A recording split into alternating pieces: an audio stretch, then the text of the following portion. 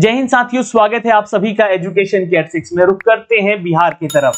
बिहार में शिक्षक बहाली की प्रक्रियाधीन है, जिसको लेकर सवाल हमेशा पूछे जा रहे हैं। छात्र हित में ही हम लोग बात कर रहे हैं और छात्रों के लिए वीडियो बना रहे हैं। छात्र के हित में जो सवाल उठ रहे हैं वो सवाल सरकार से पूछे जा रहे हैं। सरकार से जब पूछा गया कि डोमिसाइल नीति क्यों नहीं लागू होना चाहिए, तो उसके ऊपर जो है शिक्षा मंत्री जी ने एक बयान दिया कि अभी हम लोग जो है शिक्षा विभाग जो है डोमिसाइल नीति पर कोई बदलाव नहीं करने जा रहा है। अब इसके जो दुष्परिणाम है वो आपके सामने है। चूंकि बीपीएससी टीआरई 1 में आप लोगों ने देखा और टीआरई 2 में देखा कि बिहार के छात्रों से ज्यादा अन्य राज्य के छात्रों का यहाँ पर सिलेक्शन हुआ है।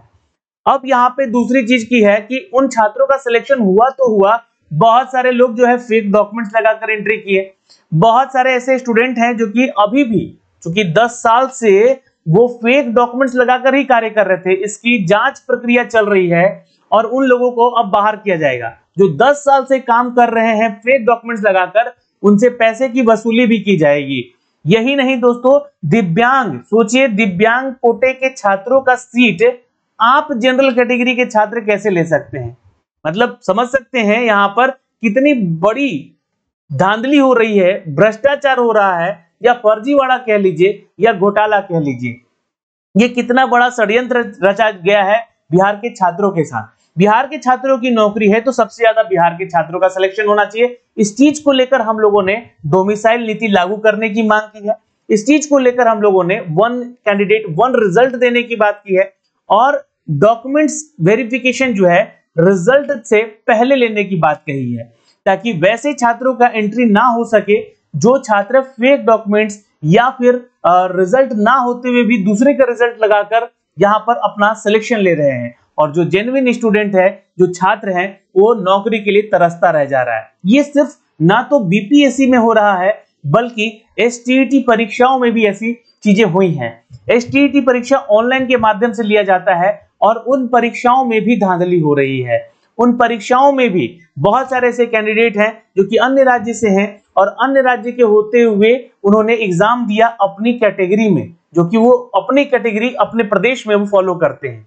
हाँ, ये अच्छी बात है कि वो जो है जनरल कैटेगरी के मार्क्स को लेकर आए हैं यहाँ पर, तो इसलिए उनके रिजल्ट को कोई डिस्टर्ब नहीं किया जाए। लेकिन जो छात्र यहाँ पर कम मार्क्स लाके और बिहार की कैटेगरी में एसटीईटी जैसी परीक्षा यानी पात्रता परीक्षा को भी पास करके वो एंट्री करके जा चुका है और बीपीएससी में वो जॉब कर रहा है, तो उसकी जांच पड़ताल होगी। इस बात का ध्यान रखिएगा। चलिए कुछ खबरों पे ले चलते हैं, और ये खबर आज के दैनिक भास्कर, दैनिक जागरण और हिंदुस्तान खबर में अपडेट भी की गई है। दोस्तों सबसे पहले तो हम बात कर लेते हैं दोस्तों डोमिसाइल के ऊपर। चूंकि क्या है कि डोमिसाइल को लेकर यहाँ पर लगातार मांग हो रही है छात्रों की कि डोमिसाइल नीति लागू किया जाए, लेकिन शिक्षा मंत्री कह रहे हैं यहाँ पर कि ये इसमें कोई बदलाव नहीं करने जा रहे हैं। आखिर क्यों ऐसा कहा है इन्होंने, इस बात की भी पुष्टि यहाँ पे होती है।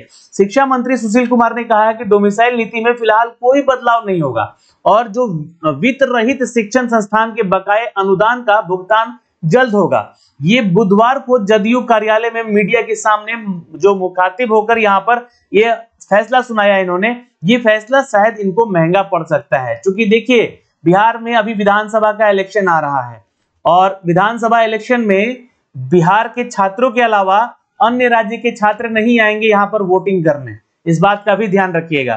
तो ये एक बहुत बड़ा फैसला जो कि आपके पार्टी को नुकसान पहुंचा सकता है आपके आने वाले समय में, जो कि आप लोगों का गठबंधन चल रहा है यहाँ पर कि फिर से हम लोग राजद के साथ मिलकर गठबंधन बनाकर एक बार फिर से सरकार बना लें और फिर आप इधर से उधर करते रह जाए। तो इसमें मूर्ख कौन बन रहा है?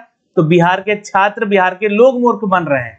तो यहां पर आपको बता दें कि जो अपडेट आया है ये जदयू कार्यालय से ही बैठकर उन्होंने दिया है, लेकिन अभी भी छात्र अपनी मांगों को रखकर जो है आगे बढ़ रहे हैं। उन्होंने कहा कि अगर कहीं भी, जैसे कि यहाँ पर तो स्थिति बाढ़ के बारे में बात किया इन्होंने और डीएम स्कूल के बारे में यहाँ पे चर्चा किया गया है कि यहाँ पे पटना सहित कई जिलों में बाढ़ पीड़ित सभी क्षेत्रों में जो है भवन निर्माण का कार्य नहीं हो सकता है, इसके बारे में चर्चा हुई है।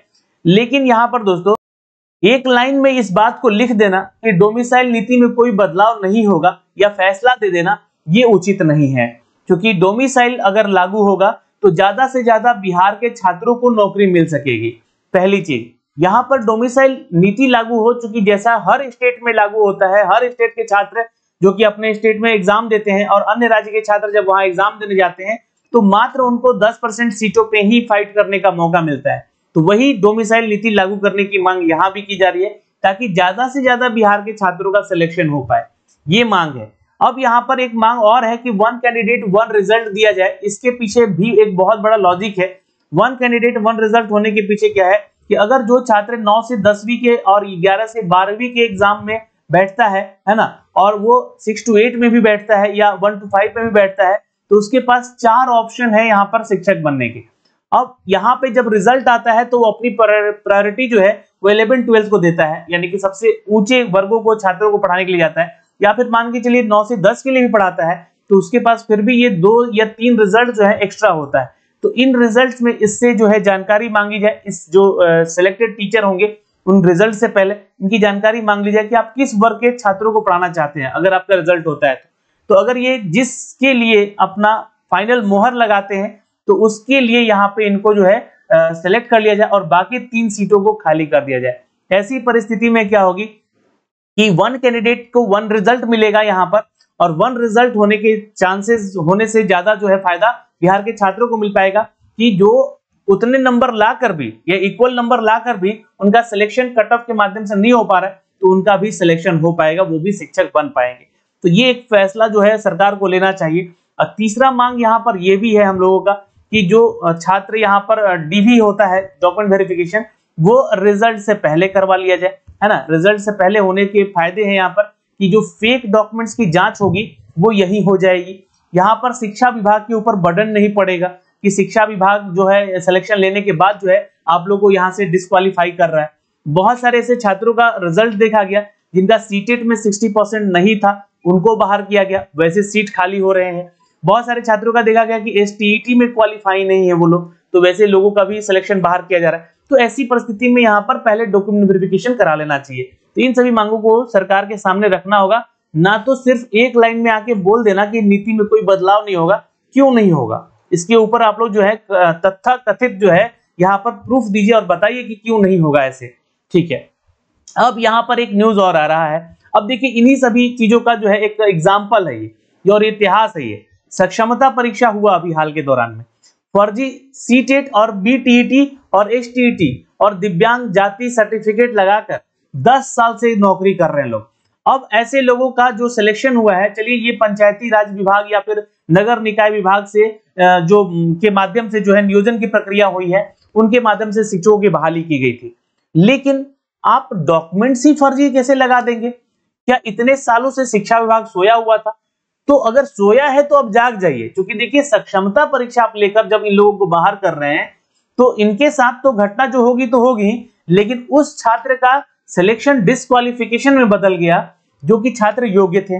यानी कि जो शिक्षक बन पाते उनको तो आप लोगों ने मौका नहीं दिया, उनका तो भविष्य चौपट हो गया। 10 साल बीत गया यहाँ पर, और अब जब यहाँ पे बहाली की प्रक्रिया निकाली जाती है तो इस बहाली की प्रक्रिया में उनको एज में छूट भी नहीं मिलता है, एज लिमिटेशन भी नहीं दिया जाता है, यहाँ पर रिलैक्सेशन नहीं दिया जा रहा है। तो ये गलतियां सरकार कर रही है और भुगत कौन रहा है? तो आयोग के जो योग्य छात्र हैं वो भुगत रहे हैं। यहाँ पर देखिएगा काउंसलिंग के दौरान 3500 शिक्षक फर्जी पाए गए। अब 3500 सीधे सीट क्या होगा, खाली हो जाएगा। इनसे वेतन का रिकवरी भी होगा, क्योंकि ये लोग तो वेतन भी पा रहे थे ना 10 साल से। तो इनको तो अगर एक लाइन में अगर मैं सजा देना चाहूं तो इनको हमेशा के लिए जो है ना बैन कर देना चाहिए एग्जाम देने को लेकर। और दूसरी चीज, कोई भी सरकारी नौकरी में इनको जाने का अवसर नहीं देना चाहिए, क्योंकि ये क्या किए हैं, बहुत सारे छात्रों के भविष्य के साथ खिलवाड़ किए। किसी भी सरकारी नौकरी में जाने का अवसर इनको नहीं देना चाहिए इन 3500 शिक्षकों को। ये शिक्षक नहीं है, ये शिक्षक के नाम पे चोर हैं, चोट्टे हैं लोग, ठीक है। ये आगे बढ़ते हैं। यहाँ पर शिक्षकों की नियुक्ति को फर्जीवाड़े के नमूने पाए गए।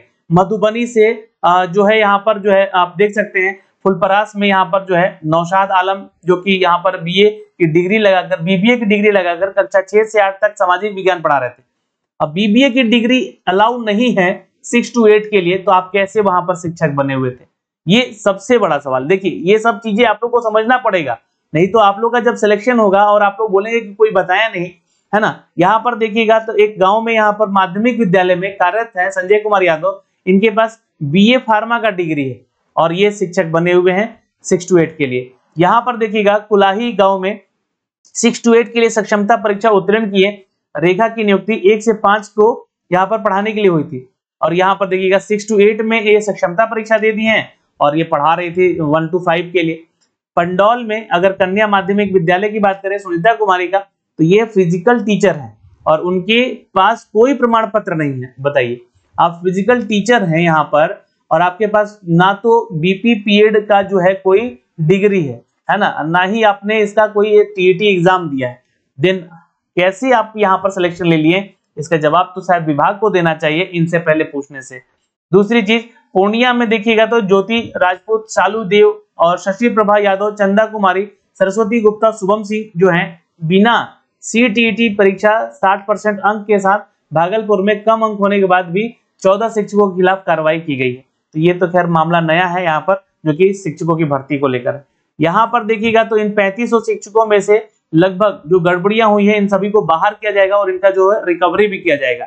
1200 तो ऐसे शिक्षक है जिनके अंगूठे का निशान उनके आधार से मैच ही नहीं कर रहा, मतलब कि ये नौकरी कर रहे हैं किसी और का, मतलब पैसा उठा रहे हैं और नौकरी किसी और का, यानी कि जो हक है जिसका वो तो नौकरी कर नहीं रहा है, उसको तो यहाँ से सीधे बाहर किया गया है डिस्क्वालीफाई करके। तो वो 10 साल से ये पैसा उठा रहे हैं ये लोग, इनको तो सजा होनी चाहिए, अगर देखा जाए तो जेल भी होना चाहिए इन लोगों को।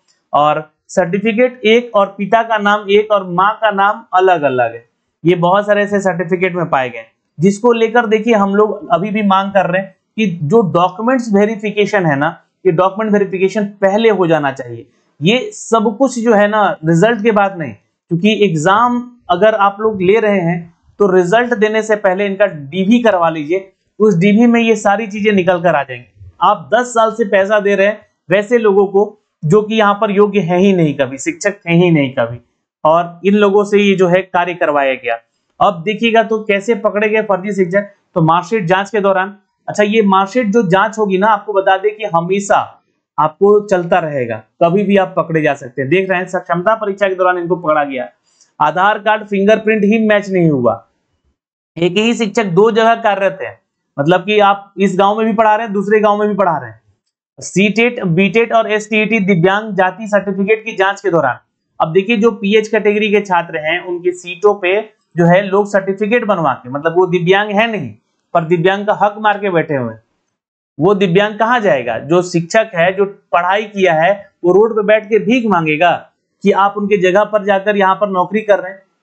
ये ऐसे लोगों को बिल्कुल सरकार को ऐसे, मतलब इनको सिर्फ ना तो बैन करें, इनको जेल भेजे, क्योंकि ऐसे लोगों का इन्होंने हक मारा है जो कि दिव्यांग हैं, और ऐसे में इन लोगों का जो है हक मार के इनकी नौकरी कर रहे हैं लोग। जांच के बाद वेतन की रिकवरी होगी, यार ये तो पैसा एक सेकेंडरी चीज है, लेकिन जीवन खराब करने में ऐसे लोगों का पूरा हक यहाँ पर जो है यहाँ पर शामिल है ये लोग। तो ऐसी स्थिति में हम लोग मांग करेंगे कि इन लोगों को सजा दिया जाए और उन जितने 3500 सीटों पे वैकेंट सीट आए हैं उनमें एज रिलैक्सेशन देकर उनको मौका दिया जाए, जो लोग यहाँ से वंचित रह गए हों। अगर वो आएंगे तो जरूर इसका एग्जाम देंगे और वो पास भी करेंगे। एक लेटर और मैं आपको दिखलाना चाहूंगा जहां पर आरटीआई के द्वारा यहाँ पर जो है सारी चीजें यहाँ पर निकल कर आ रही हैं दोस्तों, है ना। सूचना का अधिकार जो आरटीआई 2005 के तहत सूचना निकाला गया, तो पाया क्या गया कि 26/6/2024 के हस्ताक्षर के आयोग कार्यालय में विज्ञापन संख्या 26/2023, ये बीपीएससी टीआरई 2 की बात है यहाँ पर, ठीक है, टीआरई 2, हाँ टीआरई 2 की, जिसमें कि विद्यालय अध्यापक टीआरई 1 की बात है, विद्यालय अध्यापक प्रतियोगिता परीक्षा में संबंधित प्राप्त सूचना के आवेदन के संबंध में निर्देशानुसार सूचना कंडिकावार निम्नमत है। यहाँ पर टीआरई 1 में वर्ग 1 से 5 में जनरल में पीएच यानी दिव्यांग कोटि में अन्य राज्यों के सफल उम्मीदवार को संख्या 268 है, और 1 से 5 में जनरल में, है ना, ओएच कैटेगरी यानी कि जो दिव्यांग छात्र हैं अन्य राज्यों के सफल उम्मीदवारों की सूची संलग्न करके भेजी भी गई है। तो अब एक बात बताइए हमें कि आप अन्य राज्य से हैं और आप पीएच कैटेगरी में कैसे यहाँ पर आ सकते हैं? आप कैसे आ सकते हैं यहाँ पर? आप खुद सोचिए, आप ठीक है आप दिव्यांग ही क्या होंगे, आप दिव्यांग कैटेगरी के ही छात्र होंगे, लेकिन आप बिहार के लिए आप आरक्षण कैसे उठा सकते हैं? ये तो डोमिसाइल रूल को भी अनफॉलो करता है। तो ये चीजें जो है सरकार को डोमिसाइल लागू करने के लिए भी आगे प्रेरित करती है। ये वो लिस्ट दिया गया उनका जो कि ओएच कैंडिडेट हैं, और हो सकता है कि इनमें से बहुत सारे ऐसे होंगे जो कि आप देख सकते हैं कि सब कुछ जो है उत्तर प्रदेश, राजस्थान, झारखंड, है ना, ये खासकर ज्यादातर उत्तर प्रदेश के छात्र हैं यहाँ पर, है ना। तो ये लोग जो हैं दिव्यांग कैटेगरी के जो डोमिसाइल नीति का मतलब कि अगर देखा जाए तो धज्जियां उड़ा के यहाँ पे सिलेक्शन लिए हुए हैं। तो ऐसे लोगों को यहाँ से बाहर करे, डोमिसाइल नीति लागू करे सरकार, 1 कैंडिडेट 1 रिजल्ट लेकर आए, और सबसे इंपॉर्टेंट चीज की यहाँ पर जो है डॉक्यूमेंट वेरिफिकेशन पहले करवाया जाए रिजल्ट से। और ये एक मांग है जो कि लगातार हम करते रहेंगे जब तक छात्रों के हित में ये सारी चीजें मान नहीं ली जाती है। आपकी क्या राय है, वीडियो शेयर कर दीजिएगा। जय हिंद।